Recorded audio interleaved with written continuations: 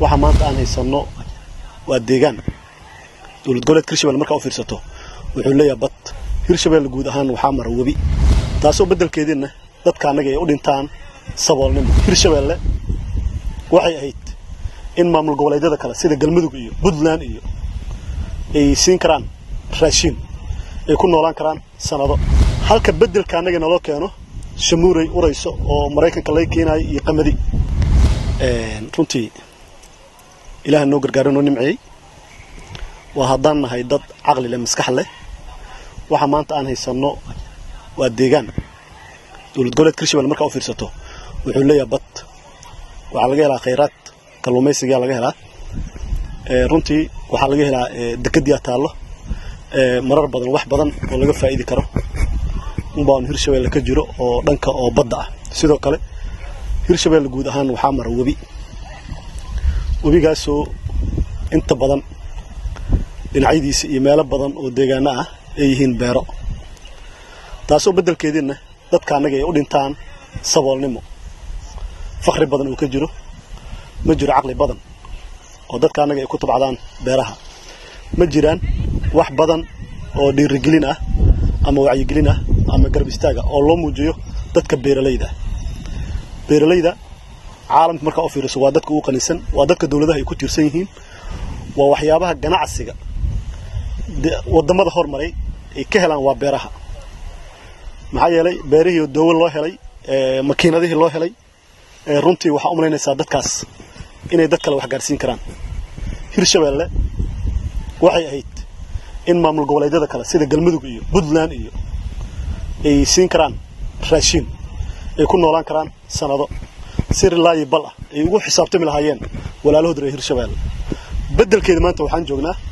dadka anaga wax yar ay musiibo markay dareemaan oo roob ay la kulmaan ama fatahaado ay la kulmaan ama musiibo kale oo disaster ay ku dhacdo oo meelo ay gubtay ay dhacdo in dadkii dad kaalmeeyaba aysan jirin aysan haysanin cunno kaga timid beerahoodii halka bedelka anaga naloo keeno shamuuray urayso oo Mareykanka la keenay iyo qamadi beerahan maanta aan joogno waxyaabaha ka baxa waxa kamid ah bariiskii qamadigi galeydii digirtii waxyaabo badan ka baxa sidoo kale qudaartii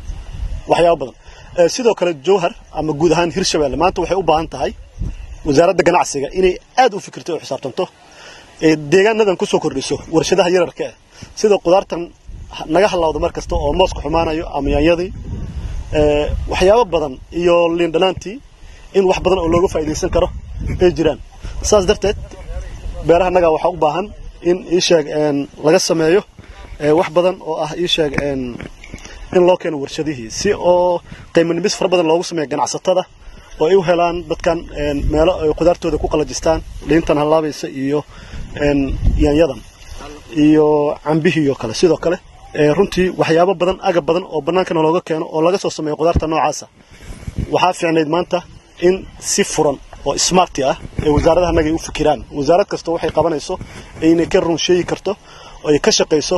waxa ay rool ahaan ayada ay leedahay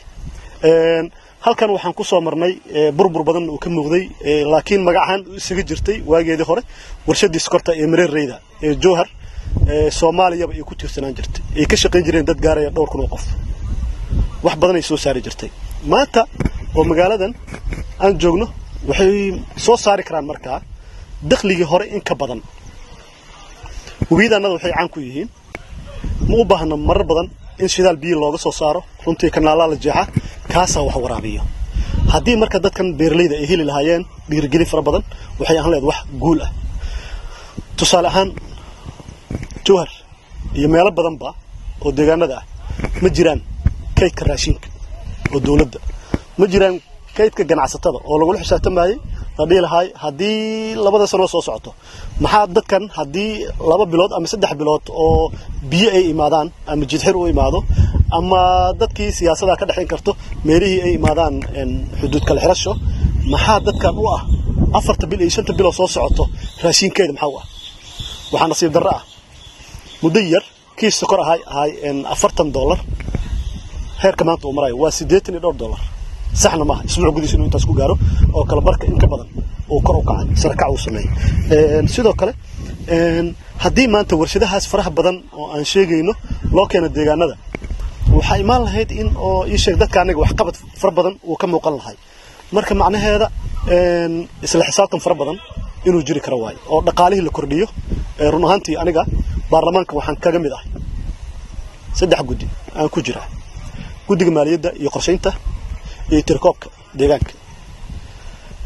haddii maanta aan ka shaqeyno arrimaha maaliyadda oo la mideeyo dakhliga deegaanka ama maamulka ama dawladda Hirshabeelle guud ahaan runtii waxa imaan lahayd in oo dadkii ay helaan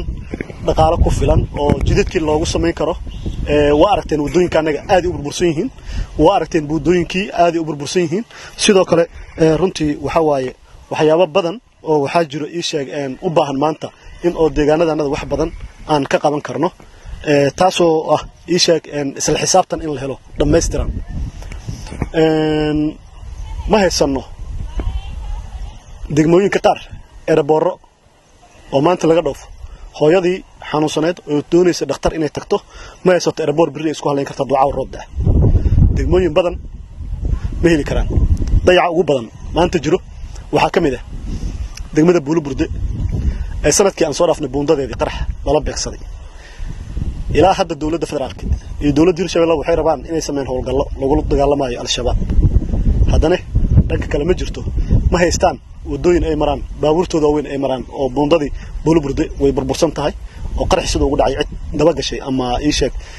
wax qarashaad u raadisay oo maanta la taaban karo waa ma jirto maanta wixii halaabo cid ka fikiraysa ma jirto bari in la sameeyo wixii halaabay waa halaabeen wixii tagay waa tageen laakiin nolosha noocaas ma nolosha waxay rabtaa adduunka wuxuu ka fikiraaba konton sano soo socota biyo caabil hay inuu helaan biyo nadiif ah annaga maanta jidkii naga xumaadana ma sameeyno boondadii goodana ma daba galno saas darteed marka waxa aad u qurux badan oo aan rabnaa in isla xisaabtan buuxa la sameeyo oo sidii deegaankii loo horumarin lahaa haddii ay noqon lahayd wadooyinkii iyo buundooyinkiisii ganacsiga annagana aad ka u liito hoos yaallo in dadka canshuur dhaaf loo sameeyo si warshado dalka loogu helo oo looga faa'iideysto waxyaabaha ii sheeg aan beerano oo waddanka annaga ka baxa saas darteed marka dawladda federaalka iyo dawladda Hirshabeelleba inay u fiiriyaan deegaanada dhibaatada ay gaartay iyo buundooyinka labada sanaba go'an ee dad badan ay ku nool yihiin Soomaaliya in buundooyinkaas dib loo habeeyo maxaa yeelay waa iska ayaan darro waa ii sheeg wixii halaaba maanta in dib loo fiirinin runtii horumar badan oo la sameyn karaa jiro adduunka casri noqday runtii network waaye soo marka waxaan rajaynaynaa marar badan in oo ii sheeg iskaashi la sameeyo dood wadaag laga sameeyo si deegaanadan aan ku horumarin karnaa haddii la fariisto wax badanna waa la heli karaa oo dhaqaale si fudud lagu sameyn karo bulshadan ayadaa ii sheeg tabaalaysan u baahan in ay ii sheeg waxooda ay wax ka dhigtaan marka insha Allah taala waana rajaynaynaa horumar badan inaan ka sameyn doono arrimahaas aadan u mahadsantiin shirkadda Somnet Telecom waxay ku haysaa 4G internet xawaare sare leh iyo xirmooyin qiimo jaban Somnet Telecom waa isgaarsiinta jiilka cusub shirkadda Beko waa shirkadda ugu weyn ee bixisa adeega korontada Soomaaliya Beko waxa ay koronto siisaa inta badan koonfurta Soomaaliya sida Banaadir, Jubbaland, Hirshabeelle iyo Koonfur Galbeed